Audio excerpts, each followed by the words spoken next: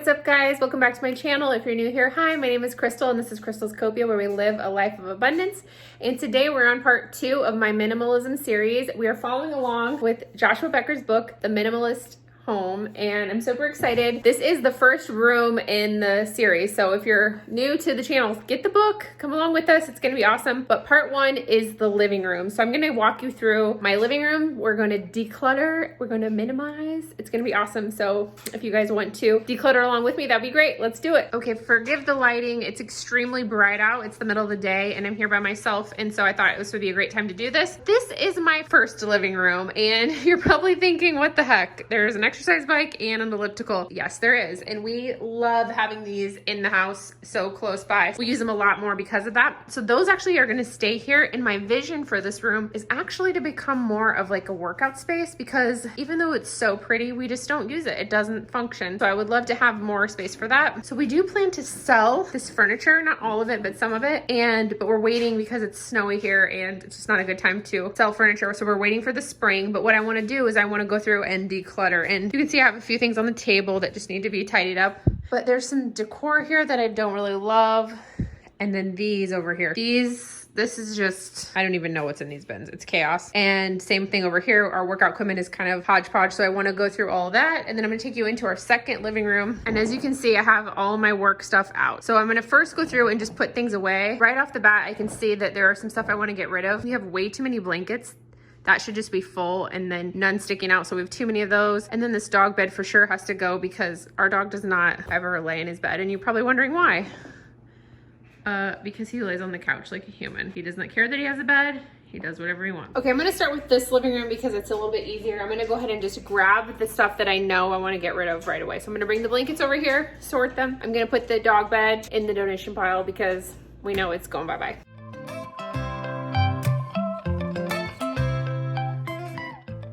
And now I'm just gonna go through and pick our favorite, the ones we're constantly grabbing for, that kind of match our theme. Right now there are 4 blankets in here, and really we only need 3 fit in this basket. So I'm gonna get rid of one. Okay, I decided after decluttering the blankets, I was just gonna wash them. So they're all in the wash. It just looks so much better over there. Even just getting rid of that dog bed, it made it look a lot cleaner. And you'll notice I still have my winter decorations up. Seems wrong putting spring out right now when there's like 6 million piles of snow. I think that people have a misconception when it comes to minimalism that you can't have anything around, and I don't think that's the case. Obviously, the spaces are clear, they're not cluttered, but I do have decor items up on the mantle, and I like those, so I'm gonna keep those. So don't feel like it has to be bare. It just has to be functional, and you're getting rid of stuff you don't need. So this is decoration, and so I'm leaving that up.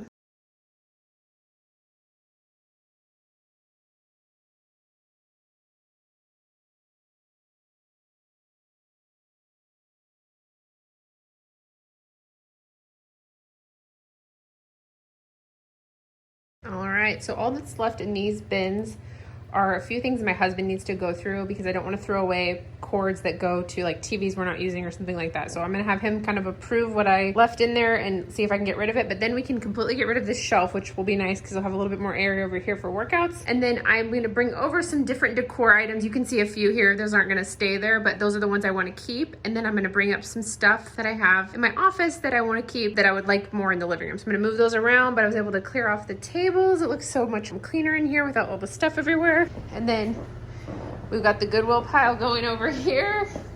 And then there are a few things that need to be rehomed that don't belong in the living room.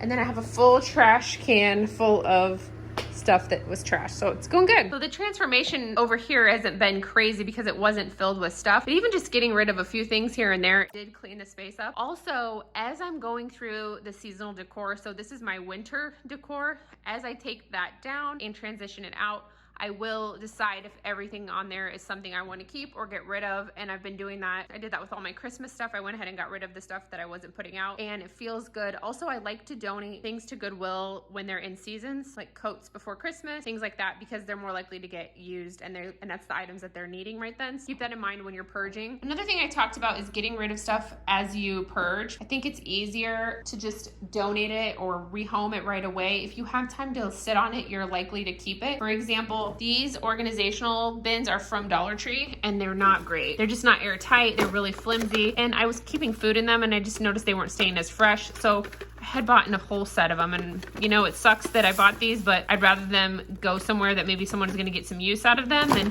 hang around here and drive me nuts. Also, these are more organizational totes that I don't need. I'm gonna get rid of those, and some more Goodwill items. And I'm taking these as I get them, so that way I don't have them hanging around, you know, second guessing my decisions. Okay, I wanted to hop on here really quick and just give you guys a quick little breakdown of some tips for you when you're doing the living room. Now, obviously, it's going to look different for everyone. If your living room has a ton of built-in storage, if you have small kids, if they have toys and stuff, that might be your like nightmare space, and that's okay. So this took me 20 minutes because our living room just isn't a problem space for us really, because our kids are older and we don't have a lot of storage. Now, when we go to my office and into the garage, that's gonna be our nightmare zones. So stick with me if you're like, wow, that wasn't that big of a deal, Crystal.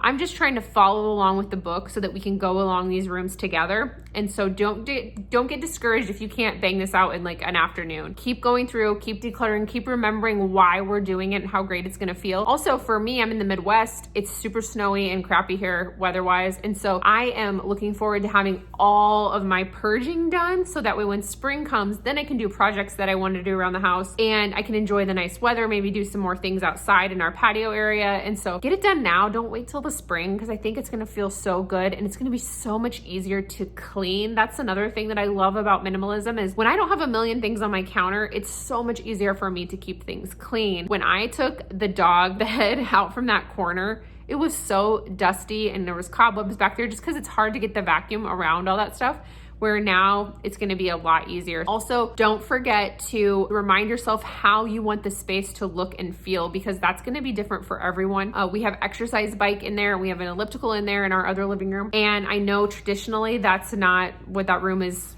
set up for. It's supposed to be like a formal living room, but with quarantining and the way our lives are, we use that room every day to work out in. And it's made working out such an easier habit for us to get into, because if the garage is freezing or if it's crappy outside, that's not an excuse because it's right there. It's so comfortable. Both machines are extremely quiet, so we don't have to worry about waking people up. And so try to shake out of the traditional norms, because that's what we're doing in this whole minimalism series is we're getting rid of the junk and all the consumer commercialism that we are constantly being sold that we need this and we need that. We don't need that much stuff, guys. It's so heavy on our shoulders, I feel like, when our places are crowded with stuff. And when I think about some of the best like vacations and trips that I've had where we've rented like a VRBO, you can't bring everything. And typically if there's laundry, we love to just carry on because we know we can wash clothes. And it feels so good to have less options. Like I'm able to focus on the trip. I'm not worried about all these things I'm having to keep track of. And so it's gonna be the same thing in our house. And I notice the rooms at my house that I enjoy spending the most time in,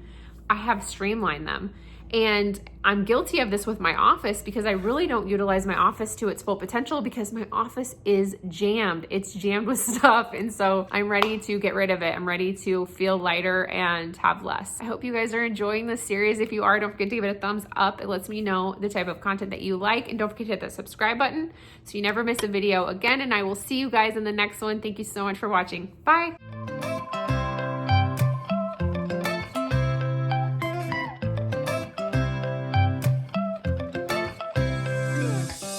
Right now I'm standing in the corner. I see